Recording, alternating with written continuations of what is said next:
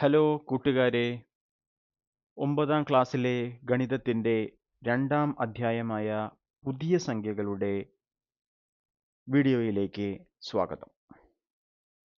ഇന്ന് നമ്മൾ ഡിസ്കസ് ചെയ്യുന്നത് ടെക്സ്റ്റ് ബുക്കിലെ പേജ് 30-ലെ 3-ാമത്തെ ചോദ്യമാണ്.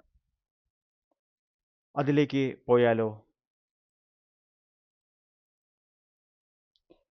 ഈ ചോദ്യത്തിന് 2 ഭാഗമാണുള്ളത്.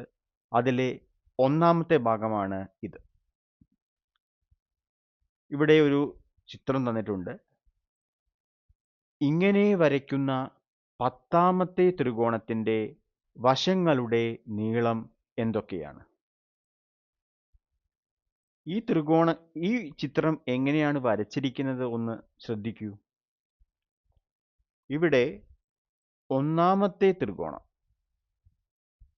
അതിൻ്റെ 3ാമത്തെ ഒരു വശം 1 മീറ്ററാണ്, 2ാമത്തെ വശവും 1 മീറ്ററാണ്. 3ാമത്തെ വശം നമുക്ക് കണ്ടുപിടിക്കണം. 3ാമത്തെ വശം വരുന്ന രീതിയിലാണ് 2ാമത്തെ ത്രികോണം ഉണ്ടാക്കിയിരിക്കുന്നത്. ഓക്കെ,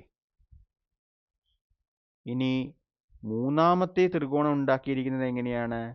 2ാമത്തെ ത്രികോണത്തിന്റെ വലിയ വശമായ കർണം വരുന്ന രീതിയിലാണ് 3ാമത്തെ ത്രികോണം. 4ാമത്തെ ത്രികോണത്തിന്റെ പ്രത്യേകത എന്താണ്? 4ാമത്തെ ത്രികോണത്തിന്റെ ഒരു വശം 3ാമത്തെ ത്രികോണത്തിന്റെ കർണമാണ്. ഓക്കെ, ഇനി ഈ എല്ലാ ത്രികോണങ്ങളിലും പാദം 1 മീറ്ററായാണ് എടുത്തിരിക്കുന്നത്. ഓക്കെ, അപ്പോൾ ഒരു ത്രികോണത്തിന്റെ കർണം അടുത്ത ത്രികോണത്തിന്റെ ഒരു വശം, അതായത് ലംബമായി വരുന്ന രീതിയിലാണ് ഈ ത്രികോണങ്ങൾ ഇവിടെ നിർമ്മിച്ചിരിക്കുന്നത്. ഓക്കെ, അപ്പോൾ നമുക്ക് ഇവിടെ നമ്മുടെ ചോദ്യം എന്താണ്? 10ാമത്തെ ത്രികോണത്തിന്റെ വശങ്ങളുടെ നീളം കണ്ടെത്തുക എന്നുള്ളതാണ്. അപ്പോൾ നമുക്ക് ഇവിടെ 1ാമത്തെ ത്രികോണത്തിന്റെ 3ാമത്തെ വശം, 2ാമത്തെ ത്രികോണത്തിന്റെ 3ാമത്തെ വശം, 3ാമത്തെ ത്രികോണത്തിന്റെ 3ാമത്തെ വശം, 4ാമത്തെ ത്രികോണത്തിന്റെ 3ാമത്തെ വശം, ഇത് കണ്ടുപിടിക്കാം. എന്നിട്ട് ഇതിൽ നിന്നും പൊതുവായിട്ട് എന്തെങ്കിലും ഒരു കാര്യം കിട്ടുമോ എന്ന് നമുക്ക് നോക്കാം.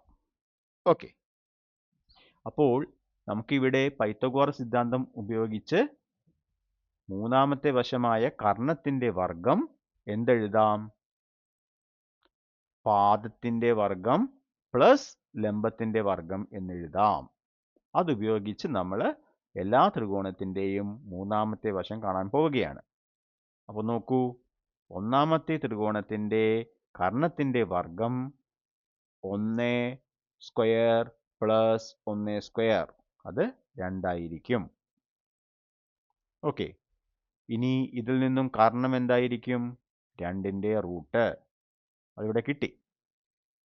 അപ്പോൾ നമുക്ക് 1ാമത്തെ ത്രികോണത്തിന്റെ 3ാമത്തെ വശമായ കർണം √2 എന്ന് കിട്ടി.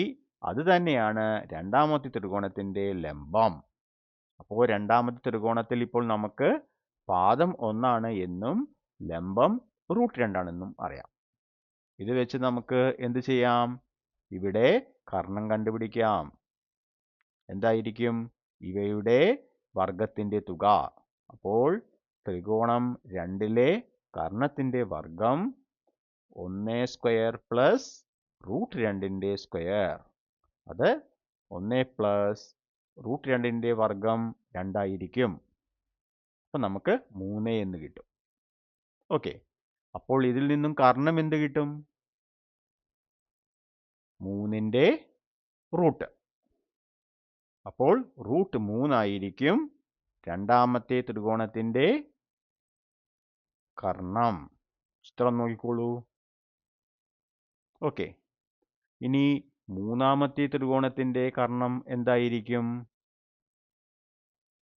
1 സ്ക്വയർ പ്ലസ് √3 സ്ക്വയർ, അതെന്ന് പറയുമ്പോൾ 1 പ്ലസ് 3, 4. അപ്പോൾ കർണത്തിൻ്റെ വർഗ്ഗം 4ആണ്. അപ്പോൾ അതിൽ നിന്നും കർണം എന്താണ് കിട്ടുന്നത്? √4 അല്ലേ? ഇനി നാലാമത്തെ ത്രികോണത്തിൻ്റെ കർണം എന്തായിരിക്കും?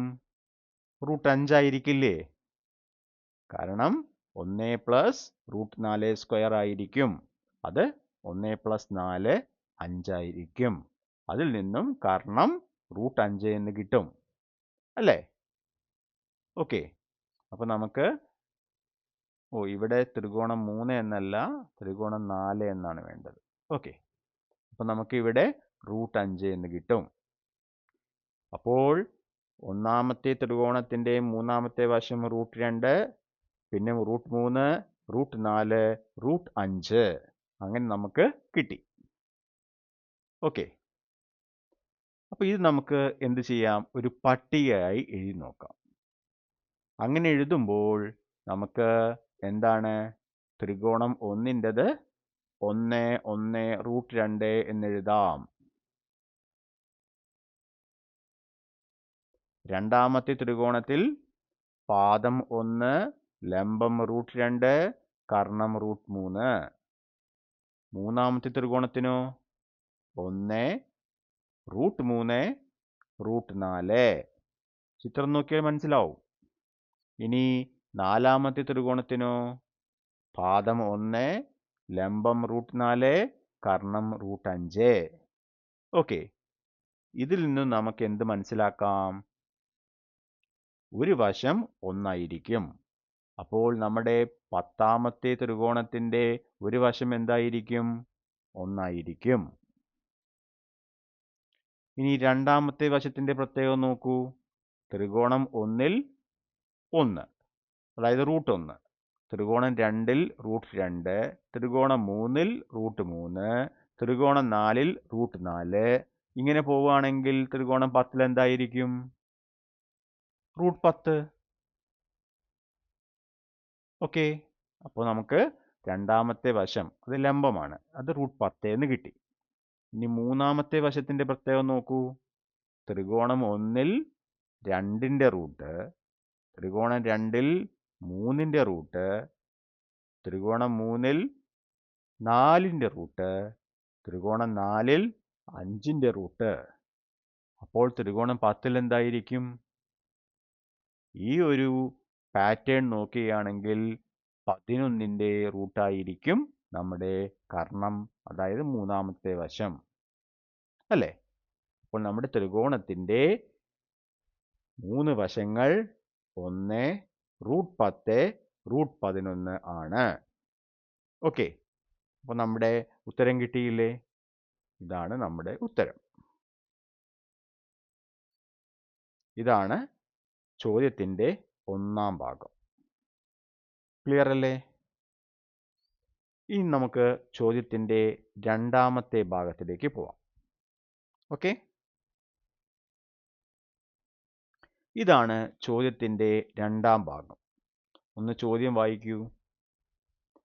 10ാമത്തെ ത്രികോണത്തിന് 9ാമത്തെ ത്രികോണത്തേക്കാൾ ചുറ്റളവ് എത്ര കൂടുതലാണ്?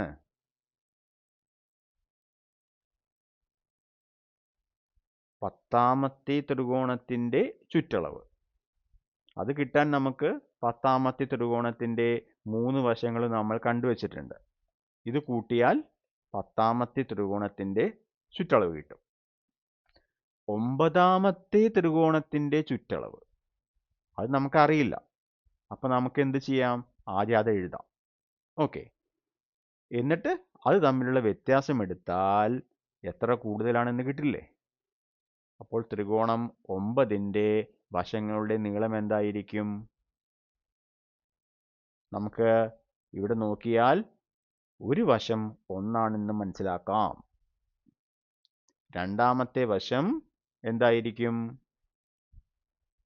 9ൻ്റെ റൂട്ടായിരിക്കുമെന്ന് മനസ്സിലാക്കാം. കാരണം ത്രികോണം 1ൽ 1, ത്രികോണം 2ൽ 2ൻ്റെ റൂട്ട്, ത്രികോണം 3ൽ 3ൻ്റെ റൂട്ട്, 10ൽ 10ൻ്റെ റൂട്ട്, അപ്പോൾ 9ൽ 9ൻ്റെ റൂട്ടായിരിക്കും.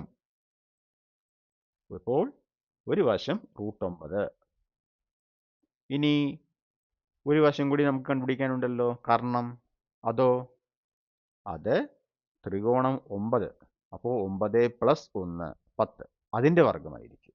കാരണം എന്താ? ത്രികോണം 1-ൽ 2-ൻ്റെ റൂട്ട്, ത്രികോണം 2-ൽ 3-ൻ്റെ റൂട്ട്, ത്രികോണം 3-ൽ 4-ൻ്റെ റൂട്ടാണ്, ത്രികോണം 4-ൽ 5-ൻ്റെ റൂട്ടാണ്, ത്രികോണം 10-ൽ 11-ൻ്റെ റൂട്ടാണ്. അങ്ങനെ നോക്കുമ്പോൾ ത്രികോണം 9-ൻ്റെ മൂന്നാമത്തെ വശത്തിൻ്റെ നീളം 10-ൻ്റെ റൂട്ടായിരിക്കും. ഓക്കെ, അപ്പോൾ നമുക്ക് 9-ാമത്തെ ത്രികോണത്തിൻ്റെ വശങ്ങൾ കിട്ടി. 1 √9 √10. ഇനി അതിൻ്റെ തുക എടുത്തു കഴിഞ്ഞാൽ നമുക്ക് എന്ത് കിട്ടും? ചുറ്റളവ് കിട്ടും. ഓക്കെ, അപ്പോൾ നമുക്ക് നോക്കാം. ത്രികോണം 10-ഉം 9-ഉം തമ്മിലുള്ള ചുറ്റളവിൻ്റെ വ്യത്യാസം എന്ന് പറയുമ്പോൾ എന്തായിരിക്കും? 1 + √10 + √11. അതിൽ നിന്നും എന്ത് കുറയ്ക്കുക? 1 + √9 + √10 കുറയ്ക്കുക. ത്രികോണം 10-ൻ്റെ ചുറ്റളവിൽ നിന്നും ത്രികോണം 9-ൻ്റെത് കുറച്ചാൽ മതി. അതാണ് ഇവിടെ എഴുതിയിരിക്കുന്നത്. ഓക്കെ, ഇനി ഇവിടെ നോക്കൂ. ഇവിടെ നമുക്ക് ഈ 1-ഉം ഈ 1-ഉം ക്യാൻസൽ ആവില്ലേ? 1-ഉം ഇത് -1 അത് ക്യാൻസലായി. ഇനി ഇവിടെ √10 ഉണ്ട്, ഇവിടെ -√10 ആയിട്ട് മാറും. അപ്പോൾ √10-ഉം -√10-ഉം ക്യാൻസൽ ആവും. ബാക്കി എന്താണുള്ളത്? √11 -√9 ആണ് ബാക്കിയുള്ളത്.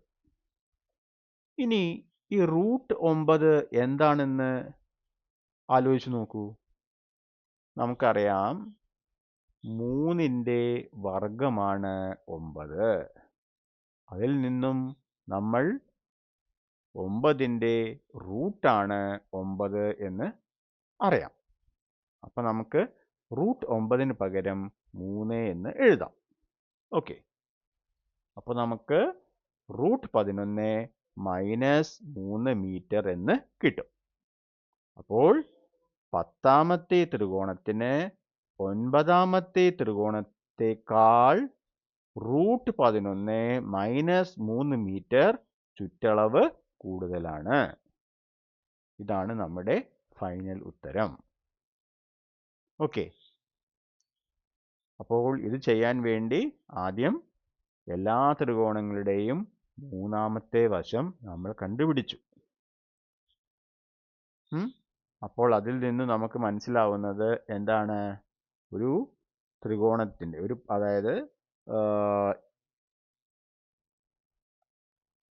എക്സ് എന്ന് പറയുന്ന എക്സ് സ്ഥാനത്തുള്ള ത്രികോണത്തിൻ്റെ വശങ്ങൾ എന്ന് പറയുമ്പോൾ ഒരു വശം 1 ആയിരിക്കും, രണ്ടാമത്തെ വശം എക്സിൻ്റെ റൂട്ടായിരിക്കും, മൂന്നാമത്തെ വശം x+1-ൻ്റെ റൂട്ടായിരിക്കും. അത് നമ്മൾ മനസ്സിലാക്കി. അപ്പോൾ ഇനി എന്ത് ചെയ്യുക?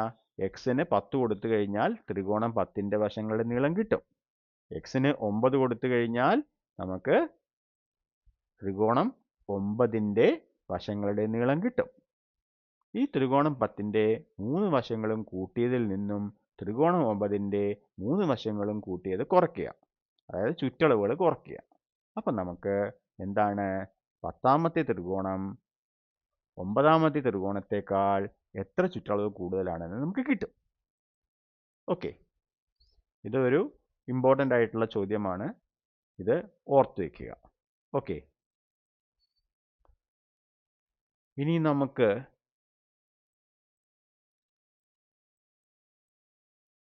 നാലാമത്തെയും അവസാനത്തെയും ചോദ്യമാണ് ചെയ്യാനുള്ളത്. അത് നമുക്ക് അടുത്ത ക്ലാസ്സിൽ ചെയ്യാം. അപ്പോൾ ഈ വീഡിയോ നിങ്ങൾക്ക് ഉപകാരപ്രദമായെങ്കിൽ ലൈക്ക് ചെയ്യുക, നിങ്ങളുടെ ഫ്രണ്ട്സിന് ഷെയർ ചെയ്യുക, ചാനൽ സബ്സ്ക്രൈബ് ചെയ്യുക, എന്നിട്ട് സപ്പോർട്ട് ചെയ്യുക. പിന്നെ നിങ്ങൾക്ക് ഡൗട്ടുകൾ ഉണ്ടെങ്കിൽ കമൻറ്റ് ചെയ്യുക. അപ്പോൾ എല്ലാവർക്കും താങ്ക് യു.